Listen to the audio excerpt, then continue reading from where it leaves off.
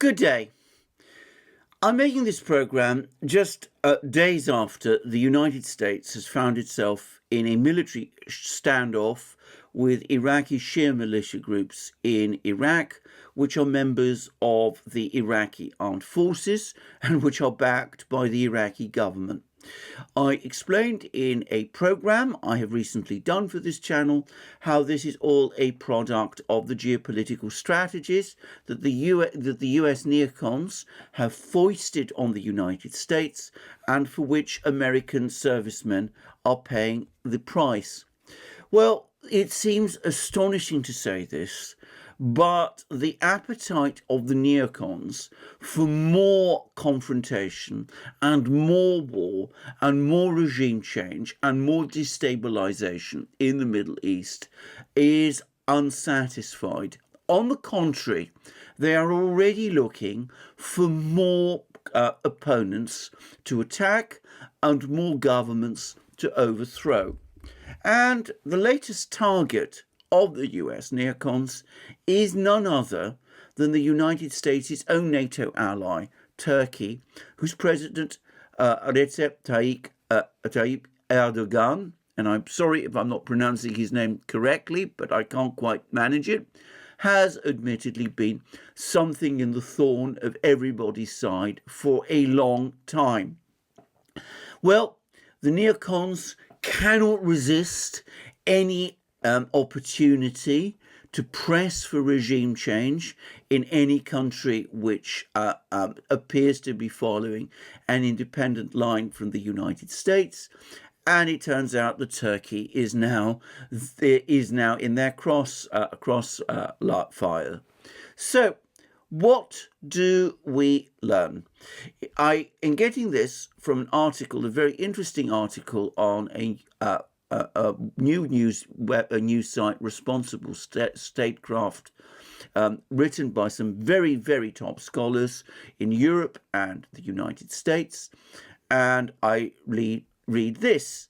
Neocons take aim at Turkey. Hawks pushing for war and regime change in Iran have formed a new group to challenge Turkish President Recep Tayyip Erdogan. And the article then goes on to say, the Turkey Democracy Project states that its mission is to inform a policy towards Turkey that opposes its destabilizing behavior, supports genuine democratic reform, and holds the forces of corruption and oppression within Turkey to account. And then it goes on to say, for the better part of the last century, Turkey was a reliable ally and a model in the region of liberal ideas and cultural freedoms. But in recent years, President Erdogan has dramatically altered Turkey's position in the international community and its status as a free and liberal democracy. Now, can I say quickly, before I press on, that this description of Turkey's previous century as one of liberalism and democracy and cultural freedom is one which very few people in Turkey would recognize. On the contrary, for the greater part of the 20th century, Turkey was either a dictatorship of one form or another, or a very controlled democracy in which the military played an absolutely outsized part. In the late 1970s, as I very well remember, the country almost descended into outright civil war. The military stepped in, there was a coup, and there was a massive period of intense political and repression, which eventually paved the way to a return to a very controlled form of democracy. On top of that, the Turkish governments of the 20th century and indeed today have struggled with a long-standing problem with the Kurds, who form a large minority of the population of Turkey, and who have been engaged in a low-level or sometimes a high-level guerrilla war at various times against the Turkish government. Last but not least, far from Turkey being a bastion of liberal ideas and cultural freedom, it has oscillated between periods of extreme secularism with repression of Islamic ideas and beliefs to the current period where today, when on the contrary, Islam is becoming increasingly emphasized. So this description of Turkey as a reliable ally and a model in the region of liberal ideas and cultural freedom for the better part of the last century is one which I suspect very few Turkish people would recognize and which very few people in the region would recognize. It is again the classic sleight of hand that the US neocons always play. They always pretend that they stand for democracy, freedom, free cultural expression, and all the rest, whereas in reality what they're all about, in always and invariably, is what they see, their own conception of US expansion, aggrandizement, exceptionalism, and all the rest. And in this particular case, you can say that with some certainty, because it turns out that one of the key members of this new group that is targeting Turkey is none other than John Bolton, who was, of course, a prominent neocon at the time of the Iraq invasion, following the 9/11 events, and who was also Donald Trump's ultra-hawkish and neocon national security advisor, who Trump eventually had to sack because of Bolton's constant and almost obsessive desire to involve the United States in conflicts practically everywhere.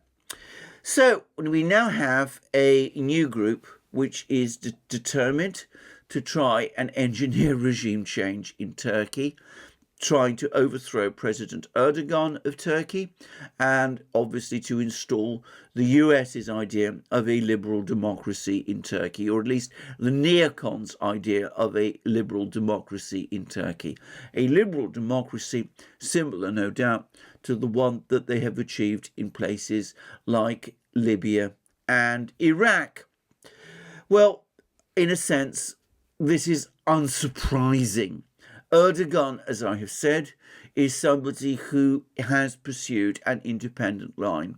Sometimes he's done it in a reckless and in an irresponsible way, but it was only a question of time before the neocons concluded that he was somebody who was a problem rather than an asset, and who had to be removed, and who would want to try and use the power of the United States in order to remove him as part of their grand geopolitical chess game. But it seems to me that the person who needs to learn a lesson from this, most of all, is President Erdogan himself. He has at various times tried to play the Americans, the Russians and the Europeans all off against each other. All that he has achieved by this is that he has made enemies in all places. Now, the Russians, for the moment, are still holding to their, shall we say, de facto strategic partnership with him. But it is clear that the Americans are becoming increasingly exasperated, and the neocons are sensing an opportunity and are now trying to press for regime change to be organized in Turkey. Moreover, Turkey, in a sense, looks fragile. The economy is in a bad shape. The Turkish lira is unstable. Poverty rates are rising, and Erdogan himself and his party have suffered electoral defeats in key cities like Istanbul, Izmir, and Ankara. So it's not difficult to see why the neocons, who have never seen a possibility for regime change that they have not gone for, are now coming after him. He needs to change his policies, it seems to me, very fast. He needs to start thinking very carefully about who his true friends are. And here I'm going to say something which perhaps is a little controversial, but that is this. The Russians may not always be the easiest people, and they may not always be the sort of people that Erdogan finds share his views on places like Syria or Libya. But at least they are not trying to overthrow his government. Some people in the United States clearly are. So it seems to me that if only for his own protection, President Erdogan now needs to start sorting out whatever problems he has with the Russians and arguably with the Chinese also, if only to protect himself from this danger from the neocons, which is coming over the horizon. That inevitably also means no more irresponsible promises of backing Ukraine's membership of NATO and things like that, which can only annoy and antagonize the Russians and create problems between Moscow and Ankara, which at this moment in time Erdogan simply cannot afford. As for the United States, all I will say is this. Every single regime change operation in the Middle East that the neocons have launched has ended in disaster. Any idea that the neocons can deftly overthrow President Erdogan through street protests and all the rest, and that Turkey will simply coalesce around whatever new government steps in to replace Erdogan, is foolish and reckless. Erdogan may be an exasperating and difficult personality, but he does have a strong core of support within Turkey itself, and if his government is forcibly overthrown in that kind of way, either through a coup or through street protests or through some other way, the only thing that is likely to result in is destabilization in Turkey, something which would not be in the interests of the United States.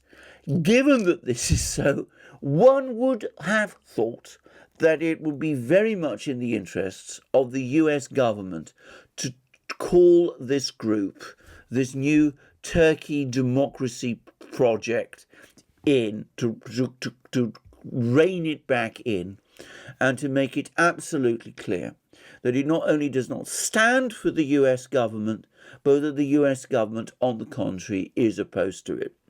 Well, all I will say about that is that I have seen no evidence of the United States ever being able to rein in the neocons when it comes to any matter, and I'm afraid that it seems more likely than not that we're now seeing a new front in the endless neocon war, not so much against Iran anymore, perhaps, but against Turkey instead. If that is right, then frankly, we all need to hold on and for a wild ride, because a neocon war against Turkey is going to make the wars in Syria, in Libya, in Iraq, and in other places look like picnics by comparison. Thank you very much for joining me for this program. I look forward to you joining me soon in future programs on this channel. I hope you will also join me on our main channel, the Duran, where I do programs with my colleague and friend Alex Christoforou. And please also remember to check out Alex's channel. You'll find links under this video. Please also check us out on our new platforms, BitChute, ODYSEE, SuperU, and Locals. And please also, to the extent that you feel that you can, support us via PayPal, Patreon, and Subscribestar. And also, please don't forget to check out our shop, to look up the amazing things that you will find there, our amazing magic mugs, our t-shirts, our sweatshirts, our hoodies, our hats, and all the rest. And last but not least, please check your subscription to this channel and press the like button if you like this video. I look forward to you joining me again in my next program, and have a wonderful day until then, and thank you for listening to this one.